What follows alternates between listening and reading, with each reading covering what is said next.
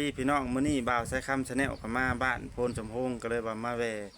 อาจารย์ใหญ่เพิ่นเนาะเพิ่นเป็นอาจารย์สอนลำเรื่องเนาะมา สำลีสีสะอาด อาจารย์ชื่อได้ก็ สำลีสีสะอาด โดยสำลีเนาะไอ้เนาะ สำลีสีสะอาด สอนลำเรื่องว่า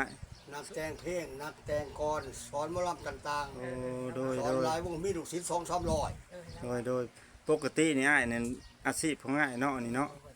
คือว่าอัน ก็แม่นนั่นแหละมืออันนี้ สอนครูงานบ่อ้ายสู่คณะบ่ สอนครูวงขอเพียงผู้ใดมีศิลปะผู้ซื้อว่าตัวดื้ออยากล่ำเป็นมาตั้งค่ายสอนให้สอนหมอลำสอนพระเอกนางเอกสอนตัวโกงสอนในวงทุกวงละมีลูกศิษย์2-300แหละนับตั้งแต่เพชรพันลาดเที่ยงใจสลายพอด อัน เป็นลูกศิษย์เอก โดย นับตั้งแต่แทงข้ามแดนขมวนพระเอกเอราวัณนั่งหลอกหักนับแต่นั่งแพงสีนั่งแพงสีสวีวันนับแต่คำผลสุรินทร์วงจันทร์จะรับเงินหลายล้านเขา คือ แมนเบิร์ดนับตั้งแต่จันทร์สมัยวิไลหัก หลาย วงดอกไม้จันทร์สมัยแล้วก็วงหลอกฝากเป็นผู้ท่องแมนเบิร์ดวงแมนลูกศิษย์ คือบ่าวกี่น้อยนี่ก็แม่นบ่ลูกศิษย์ แมน อ้าย เบิร์ด แม่นเนาะ ดีหน่อยนางโอซา โอ้ แมนเบิร์ดแหละ ตอนนี้บ่าวกี่น้อยก็ได้เป็นนั่นลำเรื่องเต็มร้อยเลยเนาะ แล้ว ตอน ก็ นี้เนาะ เท้าเบ่งนครเพชรร่วมลาวเขาเป็นลุงเฮียนอาจารย์จังมาตั้งวงเป็นลูกศิษย์อาจารย์นะ จะเล่นพา โดยกันคืออันคือน้องผมเป็นยูทูบเบอร์นี่อยากมาสมัครก็ได้บ่สมมุติ ได้ ว่า เบิร์ดได้เบิร์ด แต่ว่าอันมีค่าค่ายอยู่บ่อ้ายมีอยู่บ่แบบ อืม นี้ มีค่ายได้เฮียนมีครู นี่ มี เนาะ กระปูมีหวาดได้ดูเว้ย โดย อืมมีจันเก่ง เนาะ คือกระมวยนะมวยต้องมีข่ายเนาะไปตีแบบมวยวัดมันก็ชนะน้อย เสียหลายคันมวยมีข่ายแล้วชนะหลายเสีย คัน น้อย คันว่าอันผู้ได้เห็นคลิปก็อยากมาอันมาเฮียนนำเนี่ยอยู่ไสของอ้ายบ้านสถานที่ ผู้สมโพธิวันนักเกศ เมืองไซภูทองเขตสวรรณเขต ไว้นะ บ้านของอาจารย์แมนทางครบวัดผู้จำปาสัก โอ้ มาอยู่ปากเซ่มาอยู่เมืองพ้นทองมาตั้งหมอลำอยู่หันซื้อดินซื้อรอดอยู่หันจนได้เยิกยาก็เมียแล้วสาวหน่อยเพชรพุไทยมา6 ปีจนได้มาสร้างครอบครัวมาเมียอยู่บัดโพนเมืองไซภูทองเขตสวรรณเขตมาเอาเมตูนเนาะจริงนะมาออกเคลื่อนอยู่พ้นสมพงษ์เดี๋ยวนี้ โดย เจอกามาสอนอยู่ควนฝ่าอุดมศิลป์อยู่เซโนควนฝ่าอุดมศิลป์แมนเบิดนั่นแหละหั่นเขาจ้างเดือนหนึ่งจ้าง6 ล้านได้สอนเขาเบิดแล้ว เขาก็ได้บอกให้หนี้ไปรับนะเขา2 ปี3 ปี ปีนี้จังได้ป้าเขาไปรับน้ำดอกฝาดเพชรพ้นทอง รับน้ำหงฝาดเพชรควนเมืองอาจารย์ทองรอดศิลวัฒน์เป็นเซียวกันเซียวกันเนี่ยอาจารย์ทองรอดนะ โดย ศิลวัฒน์นะอันเพลงมันสายอู่สายใจครับ ผู้จักใส่อู่ใส่ใจนำมาแห้งเถอะเนาะ มันเสียวเฮาน่ะไปรับมันก็ปีนี้14-15งาน ไปรับน้ำหลอกฝาดเบอร์ทองเขา14-15งาน เขาจ้างอาจารย์ขึ้น1,800,000อาจารย์กับไปแล้วผู้ใดอยากได้ก้อนล่ำบ่นี่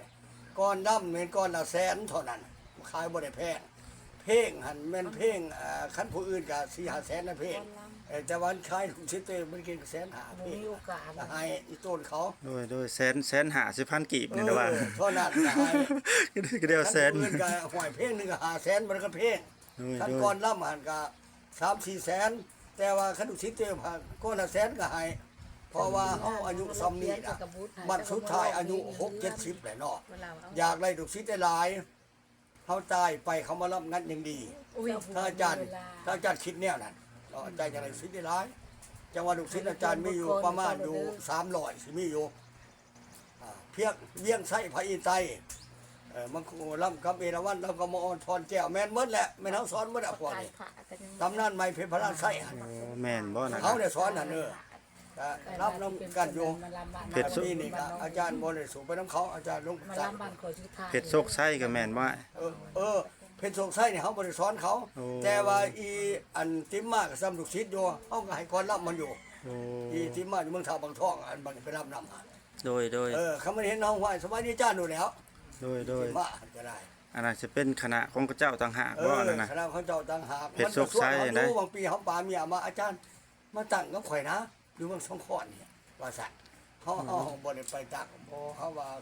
มันอยู่ไกลอยู่พระด้านไส้หรือว่าเขาก็บุญวาสนาสิ สิพ่อก็เมียเฮาอยู่บัดโพดบ่จักแล้วสิได้ค่าสิได้กันอยู่พี่ยังจังดึงมาพี่ แม่น บุญตอนนี้มาเลยตอน นะเฮาก็เดี๋ยวนี้ก็สาวน้อยเพชรผู้ไทยเมียเก่าเฮาหั่นเฮาก็ลงไปสอนให้เฮาก็เอาขึ้นมานํเมียเก่าก็เมียใหม่เฮาเราออกมาโชว์คอนเสิร์ตเมียเก่าบัดเมียใหม่เฮาไปฟ้อนหน้าห้านแล้วว่าฮ้อเมียน้อยมาเอาเงินไปซื้อเบียร์แล้วว่าเมียเก่าข่อยเอาเงินให้เมียใหม่ข่อยไปซื้อเบียร์มาให้เรากิน ปากกันน้อยใหญ่กันเลยปากกันน้อยใหญ่คือกันนี่ แล้วก็ ก็ ซื้อ ใหญ่ กัน นี่น้อยใหญ่นี่ จังว่าดีแล้วจังว่าไม่เห็นดูเห็นเจ้าสึกดีแล้วเนาะลูกนับถืออาจารย์นับถือเป็นพ่อเป็นแม่เป็นครูอาจารย์เขาก็ดีใจแล้ว เป็นใหญ่ แล้วก็ไล่ลูกชายกี่น้อยนี่หมอก็ลืมบ่ลืมพุ่นได้นี่ไปเห็นเฮาอยู่พุ่นหมอไปขายเครื่องไปขายไข่หมอก็เอามาให้กินซื้อ7-8หน่วยเอ้าพ่อได้บ่อาจารย์เพราะว่าบัตรวิทย์กับครูไทยเขาขอ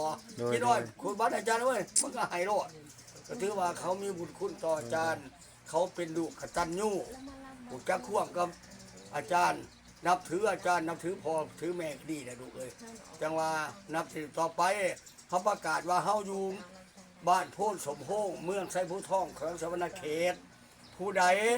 มีศิลปะคนมักมวนมักดื้ออยากเป็นหมอหลอกหมอลำมหาอาจารย์อยู่ทั้งโพนสมโพงเมืองไซผู้ทองนี่คืออาจารย์สำลีศรีสะอาดเด้อ หรือว่าอันติดต่อมานำบากกี่น้อยก็ได้เนาะ ได้เบิด ของเพิ่นเป็นลูกศิษย์อันเด้เนาะ วัยรุ่นหรือบ่วัยรุ่นชายกลางยิ่งกลางว่าล้ำเป็นหรือว่ามักหลอกเพลงน้ำบัดน้ำเมืองดื้อๆสิมันมาเฮ็ดไปโดดคันคือเป็นแนวน่ะ โดย คันคนโมหานอย่างอายยังก็บ่เอ่ยบ่ว่าบ่เป็นแนว บ่ได้ คันค เนาะ นดื้อๆนี่ไว้มาเฮ็ดไปโดดเก่งโดดจังว่ามีแต่ขอฝากทั้ง FC ลูกศิษย์ลูกหามี 2-300หรือว่าบ่แม่นลูกศิษย์ลูกหาก็ขอฝากไปเนาะพวกอาจารย์ยังอยากเป็นหมอหลอกหมอลำอยากไล่เพลงอยากได้ก่อนลำติดต่อมาทั้งนี้เนาะมาทั้งบางกี่น้อยก็ได้บางทั้งอาจารย์สำลีศรีสะอาดเองก็ได้อยู่บ้านคนสูงเมืองไซผู้ทองแขวงสวรรณเขตเนาะ โดยอัน มีแต่ว่าไม่เห็นหน้าเห็นตาสักก็ดีมูดีใจแหละมีแต่อวยพรสุดท้ายปีเก่าผ่านไปขอให้พญาโลค่าความหายความขาดไหลไปน้ำปีเก่าบัดให้ต้อนรับเอาแต่สิ่งดีๆไหลเข้ามาในชีวิตของพวกลูกที่ได้ถ่ายถ้ำถ่ายวิดีโอ FC มื้อนี้เนาะให้ลูกสุขภาพแข็งแข็ง โดย ความเจ็บจะได้ความไข่ยามีขอให้เงินไหลกองท่องไหลมาให้สุขภาพลูกแข็งคุณพระพุทธพระธรรมพระสงฆ์นำคุณทองเลยลูกเด้อวันนี้สุดท้ายขอกล่าวคำว่าสุขกายสบายดีมันยืนลูกตาบึดทุกคน FC และผู้ชายเด้อลูกเด้อ โดย มันยืนลูก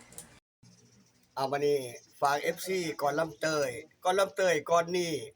แม่นออกจากป้ายประกาศของผู้ขาอาจารย์สมีศรีสะอาดก่อนลำเตยมีชื่อว่าขอกอดแต่คืนหนาว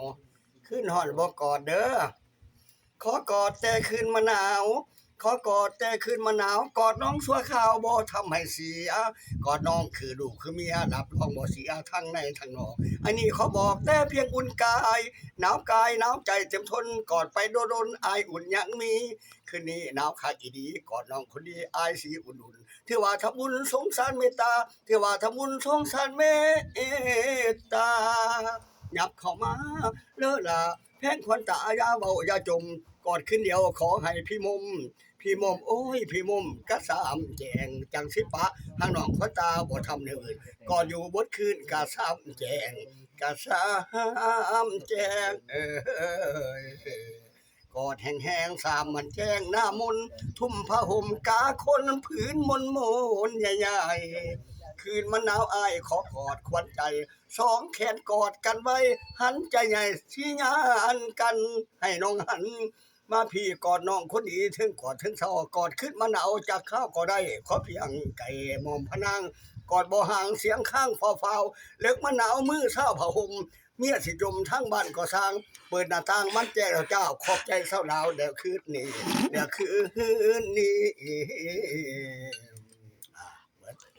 แม่เก่าตาโนเก่าตานใจเท่าหวานมโนนักทิศท้องสาแลฟังคักอีแม่เฮาน้อจ่าเราทิศท้องสาขอเขาหาตัดฟื้นเผาทานถึงสิทุกน้อ8 ล้านเท่าทนสู่แม่นบ่ถอย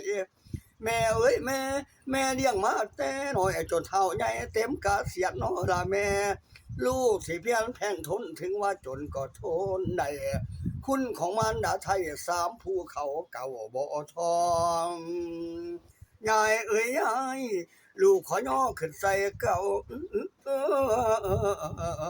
บุญคุณเจ้าโอ้ยแหวนบ่ลืมไว้น้อละยายโอ้โหนอแม่บ่ต้องน้อยใจดอกมีทิศอยู่ทั้งคนนี่สินลูกสิหาใส่เองดอกแม่อยู่เฮือนมื้อนี้เฮ็ดเวียกหนักเด้อลูกมาลูกสิเฮ็ดเองดอกลูกไปตัดฟืนหม่องเก่าก่อนแม่ฮ้อข้าวให้ลูกดอกบ่เหรอโอเค เอาขึ้นรถบัดนี้ หมดนี่ว่าโอ้นออีแม่เอ๋ยวันเดือนปีไก่มาแต่พอห่างน้อตายป่าทิศท้องสายลาวัดระวังลายน้อเลือนแล้วหาเลี้ยงมานหลายแก้วแต่ตัดฟื้นเผาทานทรมานเด้อทุกเรื่องแต่เพียงแก้วแม่สาดามโอ้ยทุกข์ก็ทุกข์ล้นฟ้าเขาแต่ป่าย่อนความทุกข์นี่แล้วเลยบ่มีความสุขแต่พอตายน้อป่าน้อยทุกต้อมต้อยบ่คือบ้านมาสงสารผู้ปิดแม่ยายเอ๋ยยายนับมือเท่ามือแก่ต้องและลำเลียงขั้นเพียงแก่อีพอตายไว้น้อละยายโอ้โหน้อถือเพจคมมาจันไล่ล่าโค้งทั้งวัดดาวางหลายเดือนแล้วหาเลี้ยงม่านดาแก้วแต่ตัดฟืนเผาทานทรมานทุกเรื่องแต่เพียงแก้วอีพอตายโอ้นับแต่พอตายไปที่ท้องสาสิกออกจากวัดถ้าบ่สิกบ่มีไผเลี้ยงแม่เมื่อสิกมาแล้วก็อาชีพตัดฟืนเผาทานเฮ็ดจังไดน้อซ้ำบ่พอได้ยินแม่เล่าสู่ฟังว่าไปยืมเงินเศรษฐีจำนวน5ล้านมาปัวพอก็บ่เซาเดี๋ยวนี้ถึงต้นถึงดอกบ่ทันได้ถอกเพิ่น30กว่าล้านจักทิศแนวใดอีหยังก็สร้างทุกกายทุกใจที่ท้องสาทนได้ขอเพียงแต่แม่สุขกายสบายใจมื้อนี้แต่เว้นพ้นขอบฟ้าแล้วสิขึ้นไปหาแม่ไปลาแม่ตัดฟืนหม่องเก่าก่อนนะเอ้ยที่ท้องสากลับจากดงป่าไม้มาหาแม่ทั้งมารดาเห็นแต่ความโกธาดาวตีมารดาเจ้าถึงมาโนด้วยเศร้าที่ท้องสาแดนหาแม่สองมือแปลนยกใส่เก่ามารดาเจ้าเป็นจังไดแม่เป็นหยังแม่ตีแม่ขน้อยหลายขน้อยสิหาเงินใส่ดอกโอ้ยเห็นเขาตีแม่เจ้า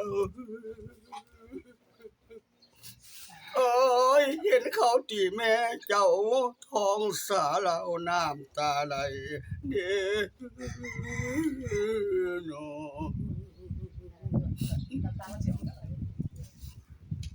โอ้ยแม่เอ๋ยลูกสิไก่คนทางย้อนสิทธิเห็นเจ้าแม่เอ๋ยเขาสิเอาบุตรตาลา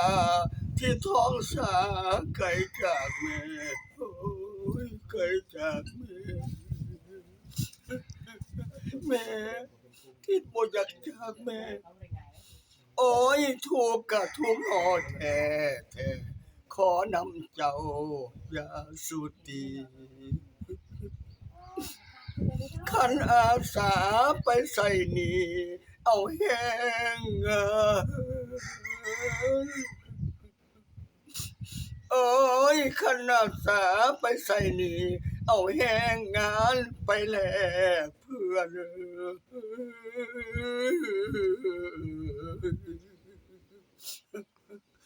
โอ้ยแม่เอ๋ยแม่อยู่เฮือนคอยท่าน้อยท้องสาคอยสิตามมา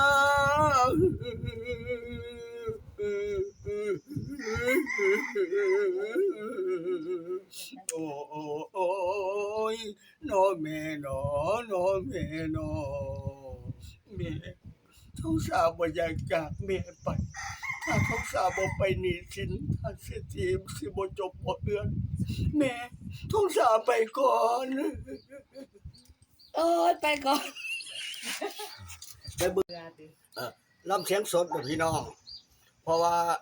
แกแล้วเสียงพลังเสียงบ่แห้งแต่ข้าวคือเป็นพระเอกเนาะเป็นพระเอก10 ปีแต่ยังคนไทยอันนี้ก็แกแล้วอายุ60-70แหละเนาะแต่ว่าอยากล่ำให้ทั้ง FC ล่ำให้น้องนุ่งคิดฟังซื่อๆเบิ่งบ่เปิดแต่หลายปีไอ้มองเจ้าแต่หลายปีไอ้มองเจ้าคันบ่เป็นแฟนเขาให้ขอเว้านำแนวอ้ายให้น้องตั้งแต่วันที่20เดือน4คอยแต่ใจข่อยมักบ่เศร้าคันแม่นอ้ายเลยเจ้าเมื่อให้แม่นอนแยง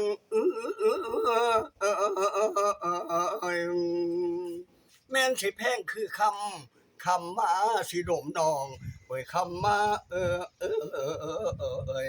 สิดมน้องโอ้ยเด้นางหัวใจเขื่อนเมื่อนางลงเฮือนทางอ้ายเดี๋ยวซองเป็นแฟนไผละน้องสองแก้มพองแดงแต่แดงจนฮอดหน้าฝนเบิ่งไปล้นๆหน้ามุนแห่งงามเบิ่งน้องแห้งสีดำเบิ่งท้ายแห้งสีดำจังแม่นเจ้างามยืนโซดวดได้เบิ่งไก่น้องแห้งงามนักเบิ่งสีคักๆมากๆหลายแท้เด้เบิ่งบ่เปิดใจฮักใจเพงามมีเสน่ห์อยากเว้าอยากจาขอทำหน้าเอาผัวสมแล้วบ่ขอทำหน้าเอาผัวสมแล้วบ่สักมาแขนจอก็พ่วงขึ้นตุงสาวปวดเจ้าย้ำเมื่อมาเห็นปวดเจ้าย้ำเมื่อมาเห็นคันบ่เป็นของไผพี่สิไปน้ำซ้อนบางอ่อนเจ้างามประเสริฐเบิ่งไปบ่เปิดสาวในสังคมเป็นดอกไม้อยากเด็ดมาดมผู้ใดได้สมถือว่าโชคดีบ่นี้น้องแห่งงามหลายสายตาของอ้ายเบิ่งหลายเห็นดีน้องเป็นยิ่งงามสตรีอยู่ใสคนดีบ้านเกิดเมืองนอนสะอ่อนไอ้ขอถามก่อนเจ้าสิไปใส่ไปไกลดีว่าไปไกลขี่รถคันไหนไอ้ขอสอดนำคำเอ่ยหลายแม่หวานตายขี่กองคำเอ่ยหลายแม่หวานตายขี่กองขันหักไส้ได้น้องเอามือให้แม่แย่งบ่แม่นแกงย่องอุ่นตาเห็นบ่แม่นแกงย่องอุ่นตาเห็นคันบ่เป็นของไผพี่สิไปนำสอนพี่สิไปนอนอำสอน ว่าสุดยอด